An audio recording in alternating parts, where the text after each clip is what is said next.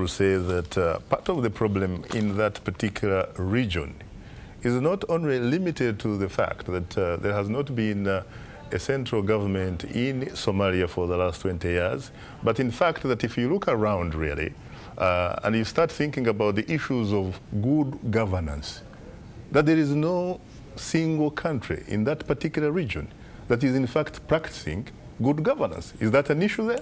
Of course, yeah, these issues are all linked, they're intertwined, and you can't just signal the AIDS issue and then solve the problem. It has to include all aspects of a stable society. And in that case, the region in that, the countries in that region have failed terribly. Most of them are not democracies. Most of them don't owe anything to their people. They have the least interest in solving the problems of their people. And Somalia's case is just like, okay, they didn't have any government, but even the countries that have governments, something similar can happen there very quickly if anything tragic happens. I don't think there is any situation where they have put anything in place to look for a rainy day. If it doesn't rain on time, you definitely can have drought in Sudan, in parts of Uganda, in parts of Kenya. So I don't think African countries take the measures necessary to foresee into the future. And as we've seen right now, most of the aid and most of the attention, people from outside are the ones trying to come in to help. African countries have basically been, to use the expression, they've just been sitting down.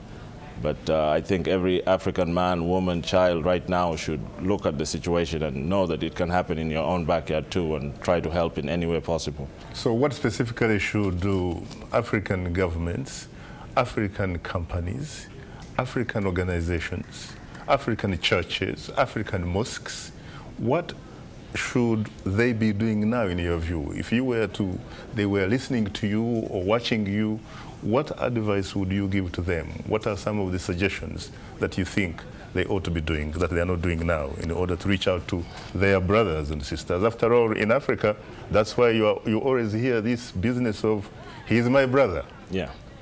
But what about being your brother's keeper then? Yeah, I would look at it from 3 angles. From the governmental level, countries can allow their borders to be open to allow refugees to come in easily, like Emmanuel was just saying, the way the Kenyan government has demonstrated to house so many refugees. Other countries can come in and offer to share the burden. Mm-hmm. You know, you can't just leave it upon Ethiopia and Kenya, the countries in the immediate vicinity. You know, you had, like you just mentioned, Senegal was able to offer help to Haiti. Correct. Now, this is a country right in the middle of Africa. Other African countries should open up and share the burden.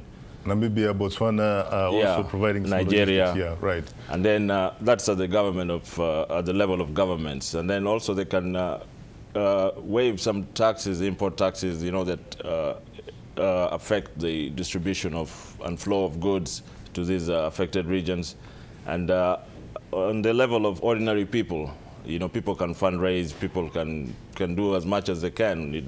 The amount doesn't matter, but what you can afford, even in terms of food, that people can send to some of these relief areas, you know, it can be very helpful. And then our non-governmental organization, our mosques, our churches, they should just preach the message of responsibility and accountability. And Africa needs to go forward and learn from situations like this not to happen in its backyard.